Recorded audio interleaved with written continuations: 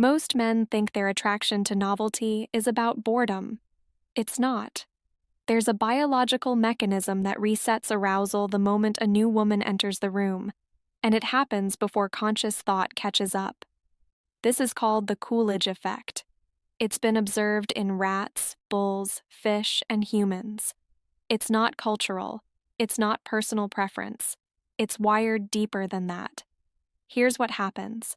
A man has sex with a woman. His arousal drops. The refractory period kicks in, that window where arousal doesn't respond the same way. Minutes pass, maybe longer. His body doesn't reset immediately for the same partner, but if a different woman appears, someone new, someone unfamiliar, the refractory period compresses. Sometimes it disappears entirely. His body responds as if the first encounter never happened. This isn't about attraction fading. It's about novelty triggering a different arousal pathway. Men usually interpret this as restlessness, or dissatisfaction, or a sign that something's wrong with the relationship. They think it's psychological. It's not. It's evolutionary. The mechanism exists because, evolutionarily, mating with multiple partners increased reproductive success. The male who could mate with one female, recover quickly, and mate with another had a reproductive advantage. His genes spread wider. The refractory period exists to prevent sperm competition with the same partner, but it shortens dramatically when a new partner is available. This is why the same partner, over time, triggers longer refractory periods. The body recognizes familiarity. Arousal dulls, not because desire is gone, but because the biological priority shifts. Now, most men don't connect this to behavior. They feel the pull toward novelty and assume it's about variety in general. But the pattern is specific. It's not about wanting more sex. It's about wanting more partners. This is where things split. A man in a long-term relationship will notice his arousal patterns change. Early on, frequency is high. Over time, it drops. He assumes this is normal aging, or stress, or relationship fatigue. He might be right about some of that. But what he's missing is that his body is responding to familiarity the same way it would respond to satiation. The partner hasn't changed. His arousal circuitry has. Meanwhile, if he encounters a new woman, even casually, even hypothetically, his body reacts differently.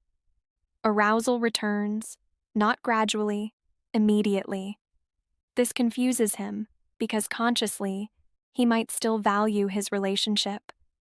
But the biological response doesn't wait for his permission. This is the point where men usually think the solution is effort. More attention, more novelty within the relationship, more experimentation, and sometimes that works temporarily, but it doesn't reset the underlying mechanism, because the body isn't looking for novelty in behavior, it's looking for novelty in the partner. The Coolidge Effect doesn't care about emotional connection. It doesn't care about compatibility. It responds to genetic difference. That's what registers as new. Here's where the misinterpretation deepens. Men assume that because they still love their partner, the pull toward other women must be superficial. A fleeting thought. A passing urge. Something controllable. And maybe it is controllable, but that doesn't mean it's superficial. The pull is as old as sexual reproduction itself. It's not a distraction, it's the original signal.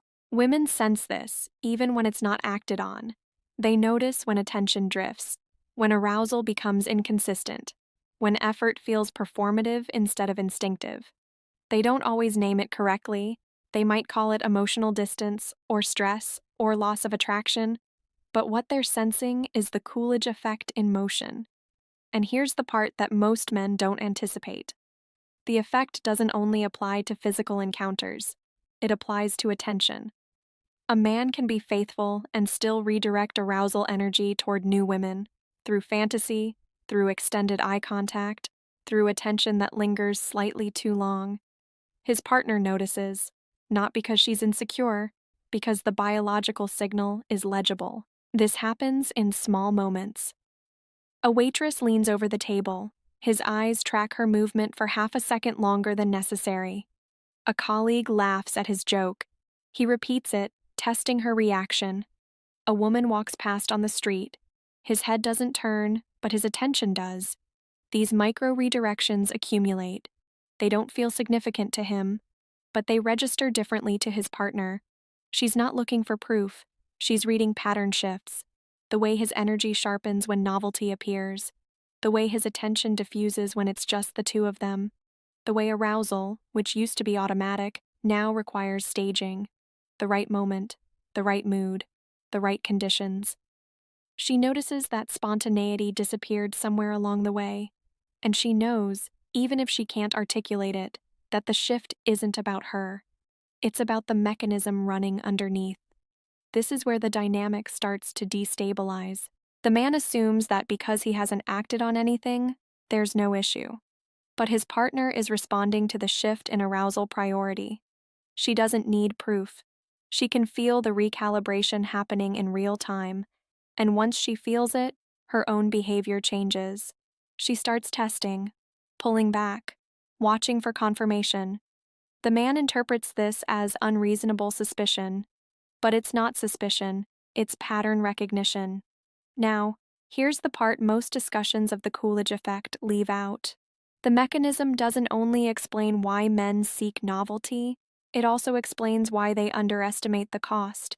Because the arousal reset feels like a return to baseline, not like a betrayal of the existing bond.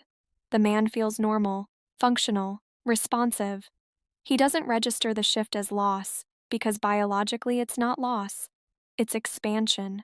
But his partner experiences it differently. To her, the shift in arousal priority registers as withdrawal, even if nothing physical has happened, even if nothing ever will. The attention that used to flow automatically now requires conscious effort, and effort, once it becomes visible, changes the entire frame. Men don't realize how much of early attraction operates on autopilot. In the beginning, attention flows without decision. Arousal doesn't need context. Interest doesn't require justification. The pull is immediate, reflexive, consuming. But once familiarity sets in, the automatic circuitry disengages. What felt effortless becomes something that requires intention. And intention, no matter how genuine, carries a different texture. It's noticeable. Women feel the difference between arousal that happens to them and arousal they have to activate. This shift doesn't announce itself. There's no clear moment when automatic becomes manual. It's gradual, imperceptible. Until one day, the woman realizes she's been working to generate the same response that used to appear on its own. And once she realizes that, the frame changes. She's no longer the object of instinctive desire. She's become the maintenance project. This is why men are often blindsided when a relationship ends. They think, I didn't do anything. And technically, they might be right. But the Coolidge Effect already did the work. The arousal priority shifted. The bond recalibrated. By the time the man notices something is wrong, the relationship is already responding to a biological signal that started months earlier. And here's the deeper problem. The Coolidge Effect doesn't turn off. It doesn't stop applying pressure just because a man decides to commit. The mechanism is always running in the background, scanning for novelty, responding to unfamiliarity. Monogamy doesn't disable it. It just forces it underground. Some men manage this well.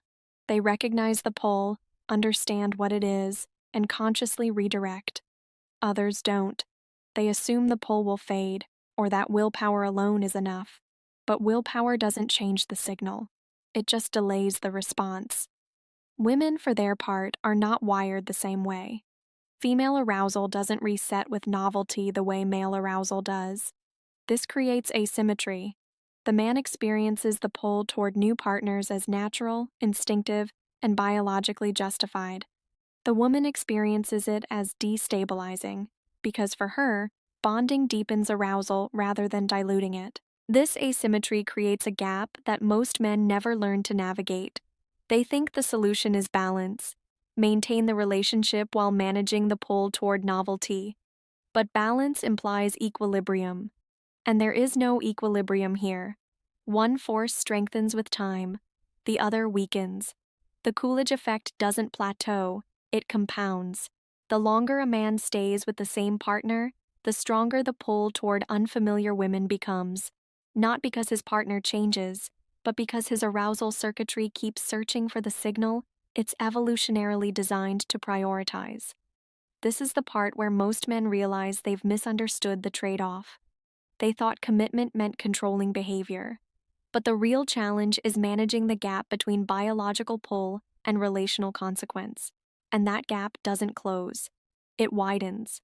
The longer the relationship lasts, the stronger the Coolidge effect becomes, and the more effort it takes to prevent it from becoming visible. Once it becomes visible, the relationship recalibrates around that tension. And once the recalibration happens, things don't go back. They adjust to the new baseline. Arousal becomes something that requires context, effort, and conscious activation. It's no longer automatic. And once it's no longer automatic, the bond itself operates differently. This is where most men realize the pattern too late. They didn't cheat, they didn't betray. But the biological mechanism was already shifting priorities in the background.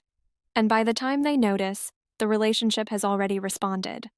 The Coolidge effect doesn't ask permission, it just runs.